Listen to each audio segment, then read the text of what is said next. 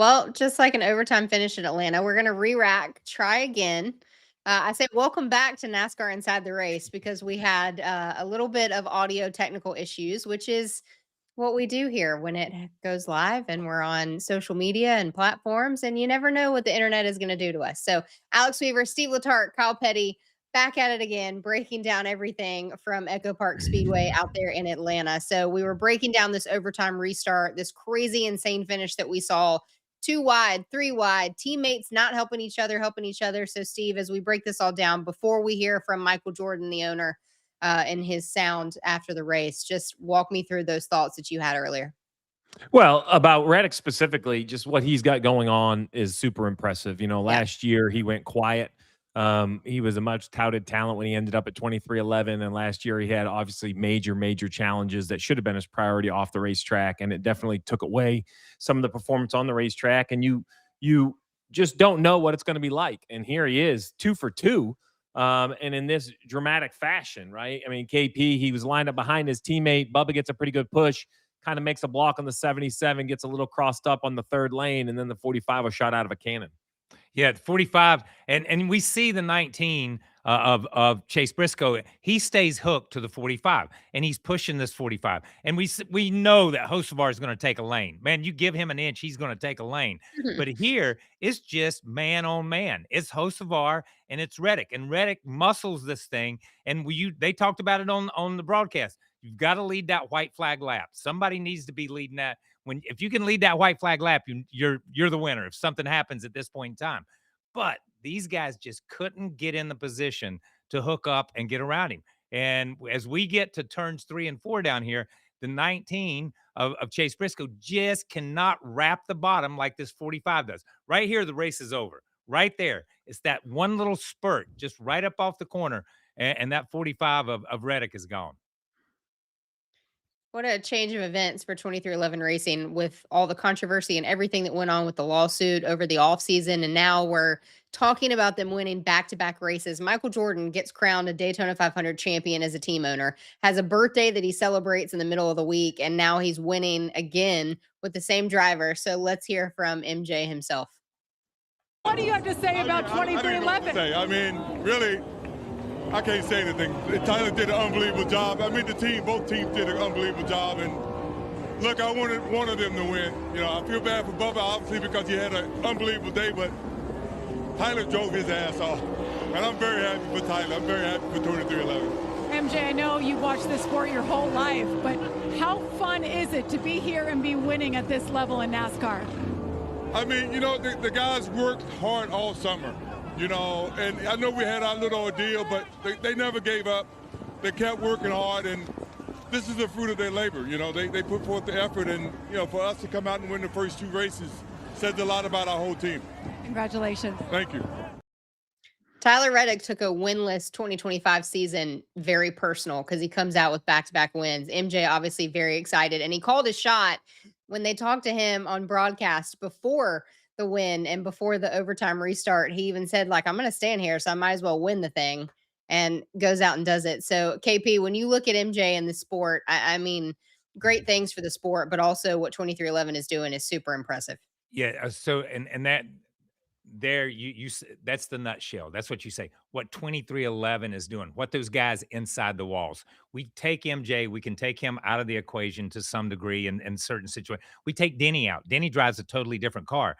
But through everything that 2311 has gone through, when they walk in that shop, when they focus on those cars, they have one goal, and that's to get those 3 cars to victory lane. That's to get Bubba, that's to get Riley, that's to get Tyler to victory lane. And they have not lost focus. And with everything that went on all winter long, they focused harder. They didn't hear the outside noise. They didn't pay any attention to it. They focused on what they had to do. And I think Tyler and Bubba, we've seen it in their what they are doing on the racetrack. They appreciate that. They know that. They are rewarding those guys that put those cars together. And it is a team. It's a team that's united right now. Well, if you go back a year, Bubba Wallace won the Brickyard, and now they've won the Daytona 500. Now they've gone back-to-back to start a season. This team is still kind of in its infancy, to be honest, when you look at NASCAR teams, right? We're still talking single-digit years, right? It hasn't been around 10 years. And it's really Unless I'm missing one, I think this is the most recent team built in the new car era. The new car era. So when you look at their shop, I've toured Mhm. their shop. It doesn't have a fab shop like old shops used to. It doesn't have the things that old NASCAR used to have. This entire building was thought out and built the way this car runs. The team was built the way this car runs, right? They haven't had to convert anything. They kind of from the ground up just took a mantra, a belief from their two owners and built a race team. The other thing I would say is Michael Jordan is an amazing asset, but there's no way that can't be a distraction as well. When one of the most famous, or I'll say the most famous athlete in the entire world walks around your shop, that can be a distraction as well. It feels like 2311 is now comfortable with who they are, both in their successes, their failures. Their battle with NASCAR last year in the courtroom didn't get them distracted. Their owner, being at the racetrack, giving interviews to the network. Like, there's a lot of synergy that could be a distraction in a negative light, and it's not that at all. I mean, they are kind of pointing in all directions. Remember, last week, it was Riley Herbst and Tyler Reddick. This week, it's Bubba Wallace and Tyler Reddick. What we're seeing is the magic that Penske and Gibbs and Hendrick knows, which is, hey, if you want to go to a fight, bring one or two boxers. The more boxers you bring, the better chance you have to win. And that's, I think, what 2311 is figuring right now. They're bringing multiple cars to these green-white checker finishes, and they're cashing their chips. I mean, they're doing all the right things. Now, look, they're going to have a downturn. They all will. We want to tout them now, but currently he has a 40-point lead with 2 wins in the bank. It's good to be Tyler Reddick. Yeah, 125 points for Tyler Reddick right now. He is on top of the leaderboard as it stands, obviously given the back-to-back wins, but how much success he's been able to find. And Bubba Wallace, we mentioned him too. Just, I think a good day is an understatement. He finished second in stage 1. He won stage 2. This whole thing that we were going to hear of, like a good point stay, and they were going to get out of the car and say a good point stay now with this chase format. Bubba Wallace, KP, an excellent point stay. Yeah, it was a great point stay. But for me, it was more than that. It was Bubba running up front and controlling a race. It was Bubba taking control of Atlanta and taking control of the first segment, second segment. I mean, he controlled the race from start. He lost control there on that one block. On that one block, he lost the plot of the race a little bit. But if you look at it, it's as good a race as Bubba has driven. And a pretty good while, maybe since the Brickyard, because the Brickyard was a phenomenal race for Bubba Wallace. But that's the type of races that Bubba can put together, and I believe will constantly and consistently put together as we go into this year. And we're going to see him in victory lane multiple times this year. And I think that, again, that's these drivers stepping up to what 2311 can deliver. And that's great point. That Steve pointed out. They build a building to race this car. So many other race teams are working in a building that was designed to race another car. And you can walk in those buildings, and they've got sections of those buildings blocked off and barricaded. They don't even go in them anymore because they don't need those rooms anymore. But everything at 2311 is utilized to make these cars faster. I will say the Bubba Wallace block might not have been executed perfectly and might have cost Bubba Wallace the win, but I do think it gave the 45 the win, because if he doesn't block, I think that outside lane just toes by with a pretty good amount of momentum. Yeah, so a lot of momentum coming. Yeah, so like people are going to say, why did he leave his teammate? He wasn't leaving his teammate, in my opinion. I think the entire thought process was go up, force the push, come back down, pick up your teammate. Like when you're leading both lanes correctly, you are always picking up momentum, and then after you get your momentum, you kind of come back and get back with your teammate. You know, it's kind of like, you're at the bar, right? You might go out and hang out and talk to a few friends, but you always come back to your home base table. That's kind of what he was trying to do. The problem is his zig right was about a 10 on the zig meter, and it needed to be a 5 on the zig meter, and he got in the third lane, which is very easy to do because I'm not sure a lot of guys take that 3-wide battle, but Carson Hocevar, you said it, KP, you give him an inch and he's going to take 10 feet. And he successfully did it, because on the restart before, he was very unsuccessful with the same idea. Yeah, I think what Bubba was trying to do, if you go back and we could just overlay the first 15 or 20 laps of what Joey Logano did to control both lanes and pick up the bottom and pick up the top, that's all Bubba was trying to do. He just overshot it, as you said.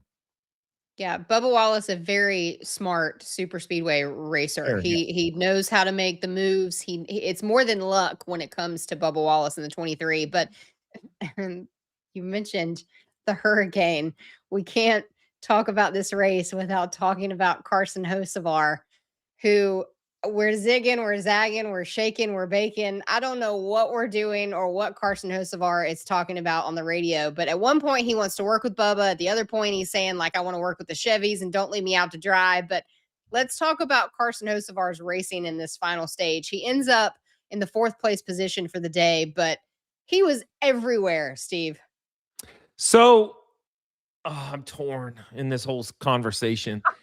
If if Carson Hocevar is analyzing parts of this race where he felt like he was too aggressive, then I love the aggression of Hocevar. But if he's looking back on this race thinking there were some runs he didn't take, then he's gone too far and he's lost me. He's over the edge, right? Like, I love that 3-wide move down the backstretch. I think that's great. I think this block on the 23 right here is a little much, right? Yeah. You've lost the race at this point. You're not going to get a push back. I think him and Bubba Wallace could easily wrecked into turn 1. I thought his move on Bell on the next to last restart was way too aggressive. So look, I would much rather have a driver you have to pull the reins back on than a driver you have to try to nudge to get going. So I think Hocevar has all the correct makings of a superstar, but we got to get the hurricane down to like a tropical storm or like a cold front. And KP, right this now, is your it's guy. a little This too is much for KP's me. guy. It's a little too much for me, KP. Yeah, listen, I'm up for a lot of wind over warm water. I'm wanting to build this hurricane, dude. And listen, you talk and you say that that this move was a little bit too much. Okay, I go back to Daytona and Denny Hamlin trying to fill a hole on the front stretch that was the same hole as this hole was. You know what I mean? We've seen other drivers try to be that aggressive. I love Carson Hocevar, and I'm going to say it, and I agree with you. You need to. It's easier to pull somebody back than it is to kick them in the butt and get them going. He's going to find his place. We've been talking about him now for a solid year. We came out of this race last year with everybody complaining about Carson Hocevar. What's he doing racing me that hard? What's he doing up front? What's he doing running on my door? He's too close. He's too aggressive. Has it changed him? No, it hadn't changed him. No. Listen, when we get to my hot take, he's my hot take. Let me just say that because we're going to have to deal with him. We're going to have to, and this is my hot take. Okay, we'll take it. We'll take your hot take right now. This is it. Carson Hocevar is going to be a superstar here. And it's not up to us. It's not up to the media. It's not up to other drivers. It is up to other drivers. Let me say that, to pull him back. But when I look at Carson Hocevar, I've been around this stuff a long freaking time. And I wrote this down while I was watching. He's got the attitude of Earnhardt, dude. The attitude of Earnhardt. I don't care. I don't care. You run me in the grass, you do this. I don't care. I'm going on. I'm going to make my own way. He's got the brashness of Tim Richmond. He's got a swagger about him. He just gets out and gets it done. On the radio, he said, shake and bake, all this stuff. When the booth asked him about it, he says, I don't even know what I'm saying, dude. I'm just saying it. It's off a TV show. I'm just throwing it out there. He's just playing a game a little bit. And then we get down to it, and he's got the desire to win and the passion of Kyle Busch. He don't want to run second. He didn't show up to make friends. He didn't show up to do anything but win a race. My hot take is he's going to get white hot. And when he gets white hot, everybody better stand back. I don't care if he's at Spire. I don't care where he's at, what he's doing. He is going to be a superstar in the sport. And he doesn't owe anybody an apology. Nobody an apology. And when he's there, count on it, baby. I'm going to have my Hocevar fan club card. I'm going to be wearing my Hocevar hat and my Hocevar shirt and saying, I was there from the beginning. Well, you're not crazy. I mean, Spire signed him to an extension. 10 years. Yeah. So a long-term deal because they believe in him. So I think that's what matters the most, really. No offense. It doesn't matter that Kyle likes him or I think he's a little too aggressive or what nickname they give him. Because the people that own the equipment that are paying for the seats, if they believe he's the guy that should be holding the steering wheel, that's all that really matters in this sport. And as long as you have that guy behind you, then Kyle and I are just talking heads on a digital show, right? That's when you lose that guy, then you have other issues. But right, KP, at this point, it looks like that's what he has. Yeah, listen, he has got, we just talked about the guys at 2311 and how they're behind. These guys at Spire are behind him all the way to the top of the ladder, all the way to the top of the building, okay? They are behind him 110%. And if he says it's black or it's white, they say it's black and white. That's the way it is. We're going to follow him to battle. And Steve knows that. As a team member, that gives a driver as a driver, I'll say it as a driver. That gives a driver so much confidence to know that team's behind you. As a team member, working on that car, knowing that driver's not bringing anything back. He's leaving it all on the track. Every time he goes out there, he doesn't care. He's leaving it all out there. That gives you a confidence and a desire to go to every racetrack, no matter where you go.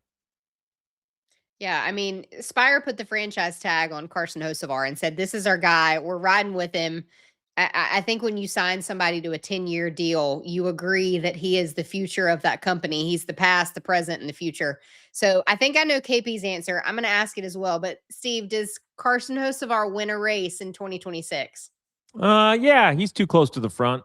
Okay. Too close to the front too often to say he doesn't. I think he wins a race. KP, multiple races or one race? Okay, so this is what I am going to temper this a little bit. As big a fan as I am going to temper it because we heard in his post-race interview, I'm going to go to Dakota and try to stay out of trouble and try to stay on the racetrack and try not to do anything. Yeah. He acknowledges that he's not a road racer. So let's take those 5 or 6 off the board. Okay. Where when we do talk about a Tyler Reddick, or we do talk about a Denny Hamlin, or we talk about a Joey Logano or a Ryan Blaney, hey, it's 36 races, baby. They show up to win, and they are competitive, and they're going to win 36 races. If I look at Hocevar, he doesn't have 36 races in his tool house this year or in his bag this year. He's not there yet at some of these places. But we go to Atlanta again. We're going to Daytona again. We're going to Talladega 2 more times. There's racetracks like that. There's other half-mile or mile-and-a-half racetracks like we're going back to Chicago. We're going to Kansas. We go places like Charlotte. He can win at places like that on certain days, not on every day, but on some days he can.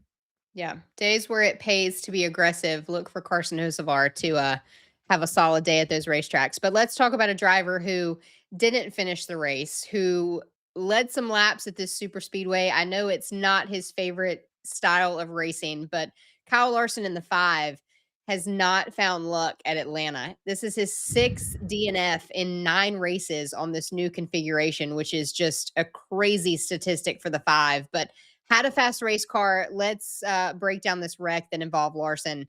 I want to watch the replay first if we can pull this up. Steve, what do you make of this? Yeah, you see Larson 3 wide, right? He's ripping the top. He just cleared 3 wide, comes down and just drives across the front of SVG. I'm not going to put anything on SVG. I think that's totally on the 5. But Fox did a really nice job of kind of dissecting this. We have a little radio, and then we have Larson's answer out of the care center. And I think he gives us a little bit of insight of what exactly was going on. Get your run off the corner. Still inside. Still there. Still there. Still inside. Stay up top here. Stay. Lock it down. Lock it down. Lock it down. Lock it down. I'm sorry. I didn't know we were 3 wide. Yeah, it's all good. We weren't 3 wide. He just came to the bottom. That's my fault. I was just trying to get you picked up top. I knew the 45 had been inside of me, and then I got clear of him, and I wanted to just cut distance, and I guess the 97 was just out of my corner mirror. So I hung a left, and then I ran right into him. So I guess when my comment of I thought that I was, or I didn't know that was 3 wide, which I never was. I just didn't realize that the 97 had ever gotten inside the 45. So just all my fault. Hate it. Just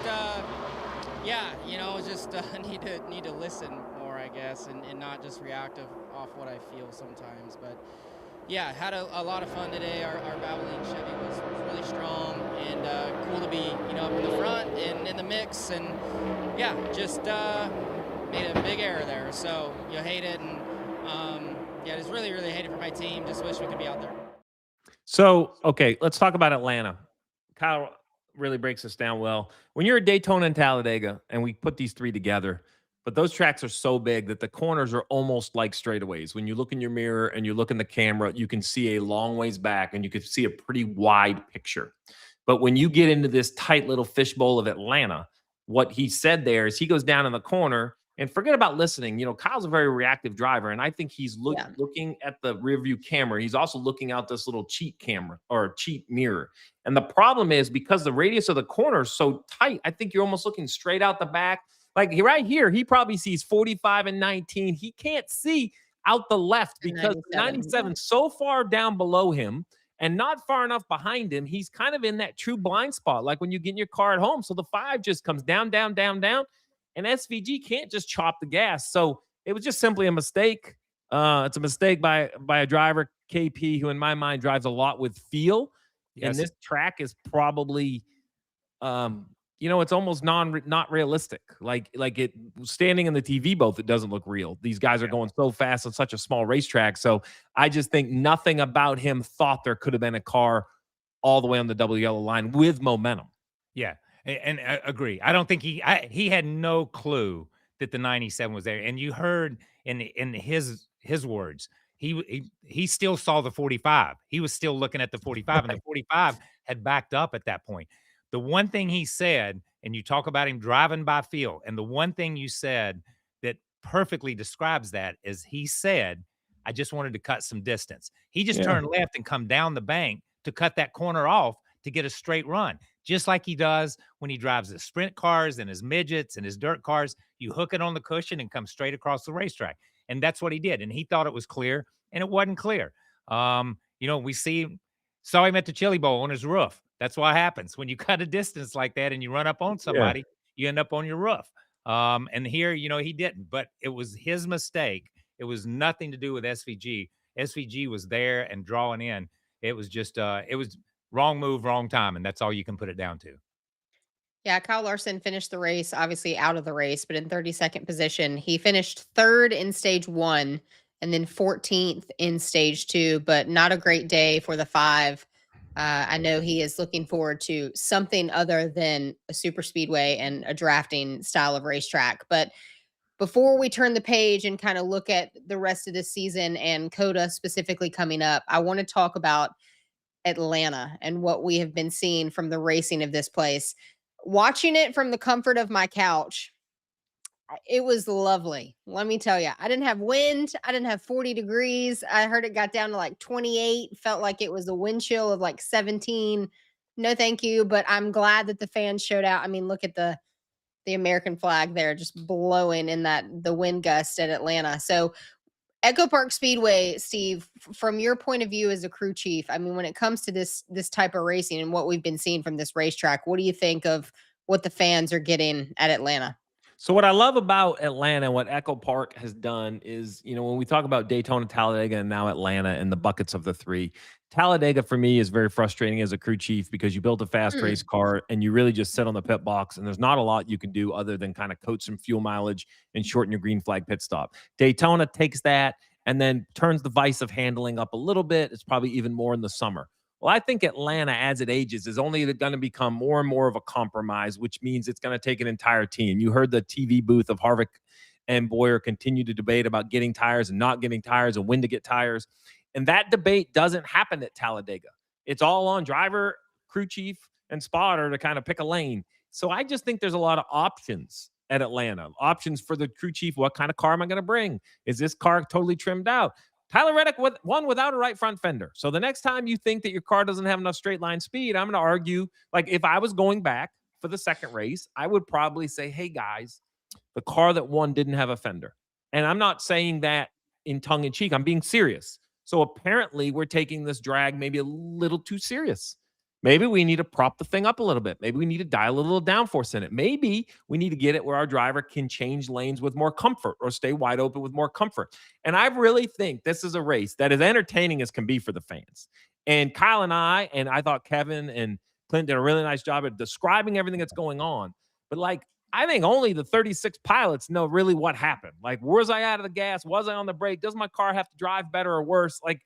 I just think it kind of is a little bit of a Frankenstein in the best way because it tests more than just your speedway racing. You know what I mean, KP? It brings something. It becomes almost a one-off, and I think one-offs are very entertaining. Now, the weekend down there, I mean, I've said it before. I think it's one of the best tickets, if not the best ticket of the circuit, right? I know maybe 40 and windy wasn't it, but the racing is just mind-blowing when you get there in person. Yeah. Hey, listen, I was there in person this morning and they said 20 to 30 degree gust and the wind chill and all that stuff. Whatever they said, they lied. It was 80 to 90 degree gust and it was below zero when I was out at the fan zone this morning for EchoPark. But I look at this race like this. Okay, if this was a video game, and if speedway racing was a video game, Talladega would be level 1. You just go and you get it. You get it done. You move up to Daytona, you move to level 2. When you get to Atlanta, it's more like level 5 or 6. You move to a different place. Bubba Wallace and so many drivers listening to the stuff and listening to interviews, they're more mentally drained when they leave this racetrack than any other racetrack. And we saw it with Kyle Larson. I've said it forever. When you race in a pack, it's hard to know where the pack is. It's hard to know where everybody's at. You're dependent on your spotter, but you got to feel for the pack to know they're here, they're behind you, wherever they may be. But at Atlanta, you don't know where the pack is because the corners are so tight. Things happen so much faster. Things happen in front of you. Things happen behind you. And when it happens, you're in it before you know it. Every one of these accidents that we saw involved 5, 6, 7 cars. Yeah, a lot of them kept going, but it was always a number of cars. At Talladega, we've almost gotten out of that to some degree. We have the one big one, but the other ones are different. So I just think it's a totally different level of speedway racing. And it may be, for me, the most entertaining form of speedway racing because these guys make a difference. The drivers still make a difference. It's not like Talladega where you just mat it and go. It's not like Daytona where fuel mileage and you're working things. You got to get it done at Atlanta, and you got to get it done behind the wheel. And that makes it fascinating for me to see what these guys do. 57 lead changes set a new track record at EchoPark Speedway. So we were watching what I felt like was different cars leading, but it was the same players that you saw. There was a handful of cars that you just kind of saw them kept chasing the lead and getting back up front.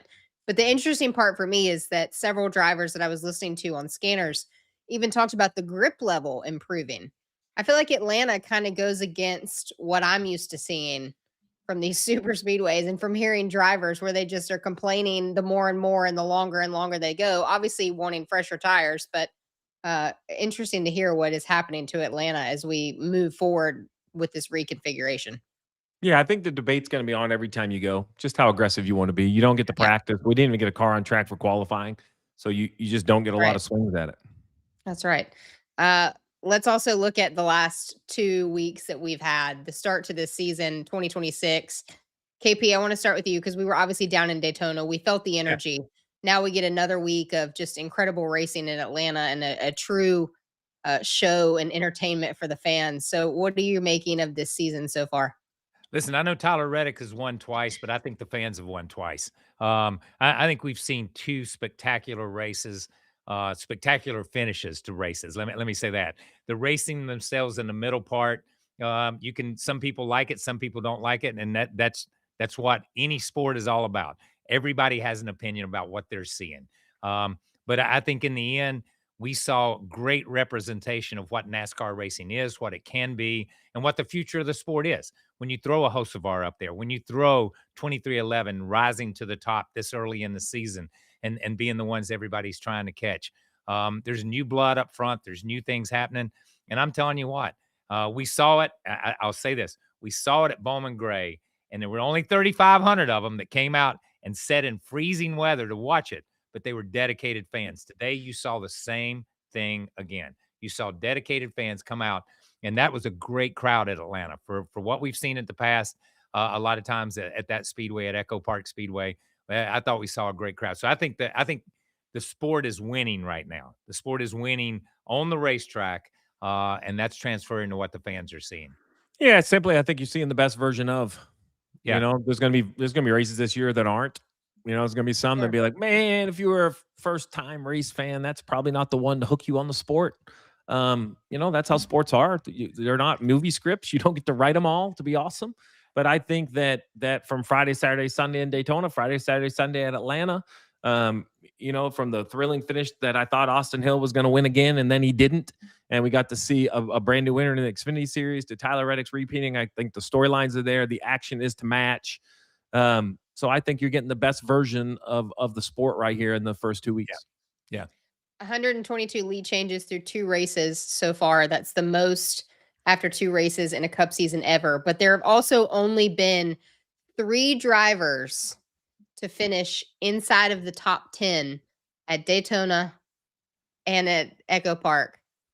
Bubba Wallace, Tyler Reddick, and the 38 of Zane Smith. Yeah. Let's just shock the world Listen, here. Zane's making the most. Like when you're the 38, you talked about Hocevar and what tracks he has circled. And he's like, man, I'm going to go to EchoPark and just try to, or I'm going to go to, Coda and just try to do okay. If you're Zane Smith, you're making the most of the opportunity of having Speedway racing to start the year. So good for him getting off on the right foot. Yeah. And let me say this, that we've seen this through the history of the sport. You can go back. The top 10 at Daytona, only 1 or 2 would repeat when we'd get the Rockingham or Richmond and stuff like that. It's always going to be that way because people are finding their place. What I like to look at a lot of times, and we saw it a little bit today. We saw a group run up front with Austin Cindric and those guys win the first stage. And then they're almost not around by the time we get to the third stage. And we saw a different group. We saw Denny Hamlin and those guys when we got to the third stage. They were running up front. So you see that mixing it up a little bit. But what I do like is the guys that are running up front that we're seeing find their way back. We're seeing the Chase Elliott's find his way back to the front at some point in time.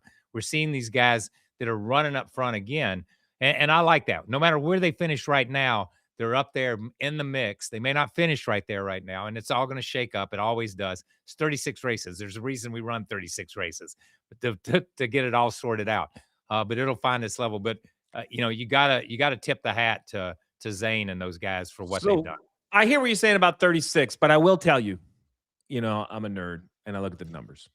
So I will say this. Historically, when you total points and take away the winning you're in, that when you get to Memorial Day weekend, that's where you're going to live. Yeah. You might move a spot, maybe 2. Yeah, there have been some historic runs, right? There have been some historic runs, but I'm just saying, unless you've come out ice cold and then all of a sudden you figured it out, like Brad Keselowski last year was ice cold. He probably would have had a big shift. But all I'm saying is 2 are down. Now we're going to go to a road course. Then we're going to get some, it is going to shake up, to your point, KP, right? But who has taken 2 bad luck runs, my air quotes, bad luck runs, and let that turn into negative momentum, right? Because it can happen. Oh, so Steve, I'm going to flip that now, knowing that 2311 has had 2 of the best weeks of their lives. What do you need to see from them over the next 10 weeks? You know what I would tell 2311 is we belong. We belong. Quit acting like we're new. Quit acting like we're like we don't belong. We belong. We're here. We are. Just be us. And Tyler Reddick at one point was like the road course guy. I know that's slowed down a little bit, and SVG's taking it over, right? Bubba Wallace said, "Oh man, I don't know how to turn right." Now he's pretty dang good at road course racing. Like I think that would be my statement to them is, look, the valleys are never as low as you think. Yeah. The peaks are never as high as you think. Enjoy them because this sport is going to kick you in the teeth. Trust me, it's going to. More than it will lift you up, for sure. So enjoy the crap out of it and go to Coda and race. Like if they just show up with the same confidence and swagger they have, they got a head start. I mean, they got 125 points. Man, I think I haven't looked at the total of what I think the top 16 is going to be, but dang, Reddick's got to be like 25 or 30% of his way there for the point total required, So I think they're going to be fine. I think that's the point. Weaves is just, we look at the big picture and we all do this, but there was a team that if they weren't hung over till Wednesday, then they didn't do the Daytona 500 right. And yet they had to go tape their car together and won another race. So it tells me that momentum's real and having fun's real. Because, that's how I would look at it. Yeah. It is real. But I will say this to 2311. It's a long season. Let's go back 12 months when Christopher Bell put down 3 in a row, and then just disappeared for a while. Jen was just there. He was running up front, but he was just there, and that's what he needed to do to find his way to Phoenix, and it was perfect. He set the tone and then rode it out. So sometimes you can make a big splash early on, but they just need to do kind of what Steve said. Admit that you're not new. Admit that you're here. You're a player. You're going to be here week in and week out and make the best of every week. And you're going to win your share of races. And then you're in that position to win a championship and run for the championship at the end. But listen, there'll be 2 more flashes in the pan, maybe 3 more flashes. where somebody we pin them as a championship Right. or contender before this year's over. Probably before we get to Memorial Day. Okay, probably before we get there to where you are kind of set, Steve. But KP, don't you think this format is more of a rolling average than the last format? And what I mean by that is the 20 wins 3 in a row, and they're filling this playoff point bucket, this magical bucket of gold. And he's like, look what I have. Yeah. And then when he disappeared, it didn't really matter what he did because all we cared about was the bucket. Yeah. This bucket is very different. This is the every day you come to work, you throw a little something into this bucket, right? Yeah. And if you go cold, people are going to catch you. All I'm saying is the roll. It's a different feel. Yeah. It's a rolling average. It truly is. It truly. This is that bucket. If we're going to use that analogy, like, see, this is a bucket that every week you show up, you got to make a contribution. That's right. Something in that bucket, man. You can't have those weeks where you don't put anything in that bucket because they're going to come back to haunt you at some point in time. Yep. When we unveiled this format, and this is what we were going to, I said it was like a pipe in a bathroom. As long as the water's turned on every week, it doesn't matter if the pipe is bursting that week or if it's just a little trickle of water. As long as there is some form of the water still turned on going into the bucket, it will pay off. Consistency will be rewarded. So I would have to tell 2311 Racing, when it comes down to it, go out, enjoy the winning, have some fun, but also enjoy the days that you're not winning.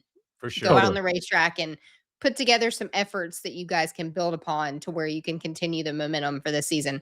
Well, another thing that I am deathly afraid of here on this show, besides Steve Letarte ever being disappointed or the Rays fans attacking us for being wrong, is this next segment, because Steve, I'm going to let you introduce this. Oh, yeah, here it is. So we have, you just stop for a minute. You're all done. Okay. You just sit there. Just sit there. So we come on here every week. And Alex is the quarterback. We don't do anything till Alex hikes the ball. Me and KP, we just sit here and we wait for our questions. And she has all these segments for us. And she just sits over there with all the notes. She's like the teacher, already knows the exam. She's got all the paperwork. So I decided that we're going to have a little segment that we're going to put her in the hot seat. She has no idea we're going to ask. Yeah. We probably have no idea. So this is new this year. Welcome to Weaving Through Traffic, where Alex Weaver, our host, our quarterback, gets to play maybe driver, gets to play maybe crew chief. So, Miss Weaver, I'll jumpstart this. We talked about the great start for 2311. Put your crew chief hat on. Flip it for me. Now you have been William Byron. You had a chance to win the Great American Race after winning the last 2. You were in the mix all day long at Atlanta, yet you really didn't have things go your way. Now you're heading to a road course. You're Rudy Fugel. What's the message to the team there, Weaves? Weave me through traffic. What are you teaching this 24 team to make sure that you're around and you continue back on the right track that this team has been kind of known at doing? Yeah, it's a long season. We know that we are a championship team. I would tell them, look, we've just had 2 weeks that have been a style of racing that you find some luck and you find some peaks and some valleys during it, but the peaks don't last all week and the valleys don't last all week. So we're going to go and turn the page, some new style of racing, right and left turns. We're going to get back to our bread and butter, the 1.5 miles, and we're going to show people that this team is a championship team as we go into the long run of the season. This is going to be fun, KP, because we're going to make her uncomfortable with these questions all year. Sweating. So please, the floor is yours, Kyle. Sweating. You're going to be a good parent. You're going to be a good parent. That was a good answer right there. That was a good answer. So now let's go to, so we went from that. Now let me switch over and say, okay, now your kid is Carson Hocevar. He just left Atlanta with everybody in the world pointing fingers at him. What do you tell Hocevar as we go into the next 2 or 3 races, or as we show up? Do you tell him just to hide out in his camper, or what? How do you get him and keep his head in the game? See, if my kid is Carson Hocevar, does he have the personality of Carson Hocevar, KP? He has exactly it. Okay. He looks like you, but it is literally Carson Hocevar. Okay. So I don't know if there's it's similar to a Ross Chastain, where I think like, what hurt Ross the most was when we were hearing all of these rumors when Ross was making no friends and being aggressive. It was Mr. H was calling him and telling him, don't run like this and simmer down and don't make these moves and you're going to have no friends. It almost went too far for Ross. I think he went too stable and still. If I am Carson Hocevar, and if I am Carson Hocevar's team at Spire, I don't want Carson to change at all. Until the kid gets whacked in the jaw by somebody, or there's he is scared to death to walk back into a racetrack. I think you have to let Carson Hocevar be Carson Hocevar.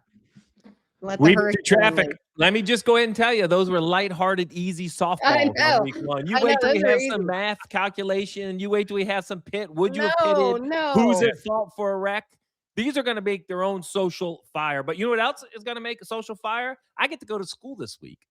I I'm get to go jealous learn about about this road one. course racing. And who else to ask but SVG? I'm jealous.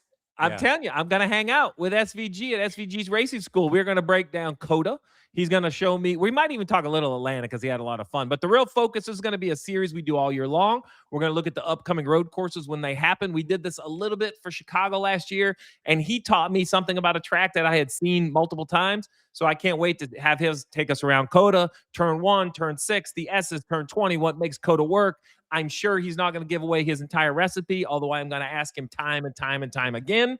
But I get to go to SVG's racing school, and you as the fan can as well. It'll drop later this week on YouTube. A lot of fun. KP, I want to go to SVG's road course school. Yeah, I do too. I do too. But he has gone to school. Watching him run Atlanta, I was blown away, impressed with some of the things he did, with what he did, with where he put the car. Yeah, the last lap he lost the nose there, and that's the way it goes. But I'm telling you what, very, very impressive on how quickly he has picked up this car on ovals. I'm taking this a little personal. So you guys were live at Daytona. KP, you led me there. And the audio didn't work. Yeah. Like, it might be you, Steve. I'm sorry. That's why I'm taking it a little personal. It might be you. Well, KP set me up for my weekend winners because we wouldn't be a NASCAR Inside the Race without having our weekend winners here on the show. This is our final segment where we close things out before we head to COTA down there in one of my favorite cities on planet Earth, Austin, Texas. But my weekend winner, SVG. He rallied back from 2 incidences on the racetrack, both of which weren't his doing. Ended up in a 6th place finish, his best finish ever on an oval. We have talked about SVG when he starts figuring it out and when he starts learning a little bit more on tracks that he is not as used to. And I say anything opposite of a road course. He's going to be dangerous. And I liked what I saw from SVG and Trackhouse as a whole. I know they didn't have the end results they wanted, but strong start for them. KP, who's your weekend winner? You know what? I'm going to say Spire. I look at because Hocevar obviously ran up front, did what he needed to do. But when you look at the final rundown, there's Daniel Suarez in 5th. He put that car in position late in the race to run. And we talk about 2311 showing that they should run up front. They can run up front. They are going to run up front. That's the way it is. I like when we see a new team, a new organization. And this is an organization that came in and did it a little bit different, did things a little bit different, found their own way, and have established themselves as they're not a Penske, they're not a Hendrick, they're not a Gibbs, they're not a 2311. But on certain weeks, they're going to run up front. And I think they're going to be that team that runs up front more than any other team in that category, in that group. So I think this was a big, big day for them. I thought Daytona was, but I think this was a big day for him too. All right, so Stevie. Mine's going to be long-winded, so bear with me. My weekend winners is going to be the men and women on the 45 team. And I don't mean Tyler Reddick, and I don't mean Michael Jordan, and I don't mean Denny Hamlin, because we talk about them enough. I was on Jeff Gordon's team in 1997 when we won the Daytona 500 and won the 2nd race of the year. And just today, I was cleaning out an area of my house, and I found this little glass plastic plaque that we got for every year that I was a crew member. And I happened to find the 1997 one. And I think I forgot how special it was to be a crew member and how much you sacrificed when you flew away from your kids and you flew away from your wife and you were down at the racetrack and you go to the track shop the next week. And so many times it's to lose. And they lost with Tyler Reddick all year long. They lost bonus. They lost time. Their blood, sweat, and tears never got paid off. So my winners this weekend is actually the crew members of that team that I hope raised a whole bunch of heck in Daytona, Came Love back. I hope they got together. I hope they partied again. And if they didn't, then shame on you. You have another week to do it. You've been given a reprieve to party for a whole nother week. So I want all of those crew members that sacrifice as much as any and never get talked about to finally appreciate what it's like to go back-to-back in a sport, one of which being the Daytona 500. So my winners are them because they're the ones that taped it together after it was smashed, when the fender was off it. Like they put their stuff on display. So if anyone won this race today, Tyler Reddick for sure was driving it, but there's a whole group of people that put the Band-Aids back together, and I hope they're celebrating. And that is a great point from the standpoint of the team that did this. If we go back and I look, and we were talking about it, there's only 5 teams in the history of the sport that's ever done it. And when you look at it, it's Pearson and the Wood brothers in 76. It's Kenseth, and it's Kenseth later, and it's Hendrick. So it's Gibbs, Pierce, or Gibbs, the Wood brothers, and you look at Hendrick. Now they've established themselves. 2311, the guys at 2311 have established themselves as one of only 6 teams now with them that have done it in the history of the sport. So it speaks volumes for those people. There shouldn't be a cold beer safe at 2311 or a cold beer safe in Milan for what hockey did today. So those are the Love two it. All right, they should be without a doubt. They should be celebrated. I have been hyped since about 5 a.m. this morning. My heart rate is going to go through the roof. But I also want to give an honorable mention to Sheldon Creed. Oh, yes. I know we've covered the Cup Series, but once a bridesmaid, never a bride is a bride now. I'm so glad to see that he got that first win and knocked the dust off. So good. What I loved about that, and it was his post-race interview where he said, "I'll never have to hear that again. I will never." Glad. No matter how many times you hear a driver say, "I don't think about it," or I put it out of my mind, that one comment you saw and you knew that it had to eat at him time and time again.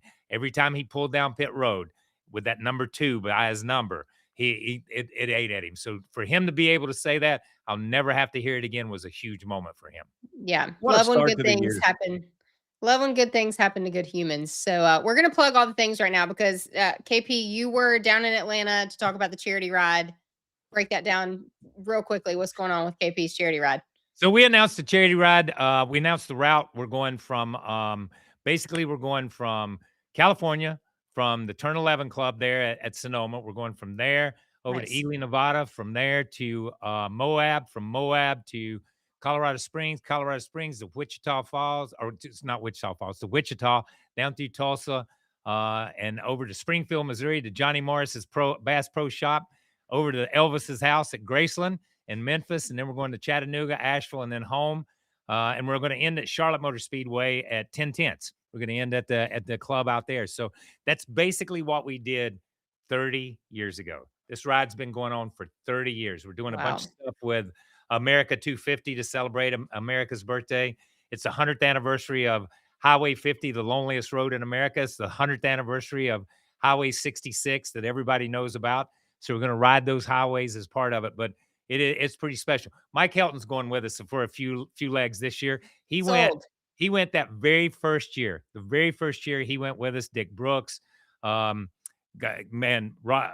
Yates. We've had 10 NASCAR Hall of Famers, 2 Landmark Award winners, being Helton and Jim France, who have gone with us. Deb Williams won the Squire Hall Award. She's been with us before. But to think we've had 10 Hall of Famers like Tony Stewart and Matt Kenseth, Ray Evernham, Herschel McGriff, Harry Gant, my dad, guys like that have ridden with us, Terry Labonte. That's pretty cool in 30 years. So we're really excited about this year. And thank you for letting me talk about it. Yeah, of course. Raising money for a great cause. I know you guys have fun on that. We look forward to the content. But you dropped the ball. So that's an awesome thing. But how can the fans support it? I know they could come out. So they could come out along the way. Come out along the way. Our route will be posted on all social media, Kyle Petty Charity Ride. You can go to our Facebook, go to Instagram, go to all that. Go to our website. We'll route the route that we're going. Just come out and say hello, man. We're doing events everywhere we go. Awesome. Everywhere we go, we're having public events.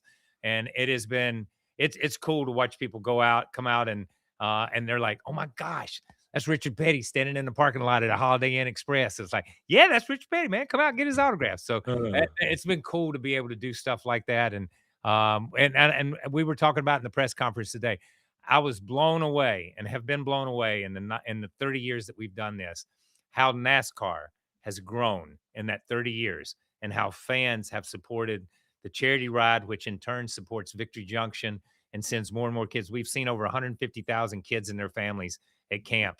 And part of it is because of the charity ride, but all of it is because of NASCAR fans and NASCAR drivers. And we appreciate that. Bravo, KP. You're doing I great love things, it. buddy. Thank you, man. I love it. I love me some Victory Junction. So we do it all for the kids. All right, Steve, you have Latarte's Lab, but with a plot twist this week. Latarte's Lab. Jamie Mack did such a great job last week joining me in the lab that I'm not even going to go to the lab this week. It's Jamie. He's going to go in. I'm sure he's going to break down some Atlanta. I actually have all of my friends from Amazon in town. Dale and I are going to go shoot some more promos. If you remember the crazy promos with Dale hanging out the car, I'm not sure what the promos are this year. So I get to take the week off from the lab, but Jamie Mack's going to go in. And like I said, I'm going to be joining SVG later in the week. So Latarte's Lab will be out tomorrow and some SVG stuff later in the week. Is San Diego one of your races? Oh, yeah, we're going to Coronado. Yep. I better see a Yep. promo with Dale Jr. Top Gun. and Steve Letarte on a surfboard. That's all I'm going to Oh, say. nice. That's all I'm going to say. I better That's see better a because I was promo. worried you're going to say fighter jet and I get motion So sickness. was Nope, I. I just want to see you on a surfboard and a wetsuit, dude. That's all I want. That's all I want. There you have Well, it. Stevie, you tell Dale on behalf of all the fans of NASCAR, if he's not running the Daytona 500 next year, don't Oh, show I up. saw that okay? comment. I went right on my social media and I even had it typed in. I was like, I'm like, wait a sec. Do I want to get in the middle of this fire now? Like I was trying to think. I was like, do I really want to jump into this cannonball? But I will go on record to say here that if my man comes out of retirement and I'm not in the TV booth, I'm not saying I have any real ability to do anything, but I will definitely be on the pit box, at least in support, standing right behind the guy who's making the decisions. I want the pit crew. I want the official roster of the crew chief. Roster. Steve All right. Letarte, crew chief. Listen, I'd go on the pit box and hang out, my man, but I'm going to have a Greg Eyes or somebody. You know, these been That's 12 fine. years since I've been. I can figure out fuel mileage and when we put some tires on, but these guys today, they're what do you say, KP? I need an IT guy for sure with all the computers I have at the moment. I'm going to volunteer to pull the window things off. Oh, yeah. Yeah. Oh. I just want to go across the wall one time and pull Love it. it. I'm Love it. in. I'm in. I love it. love all it. right. I love Well, it.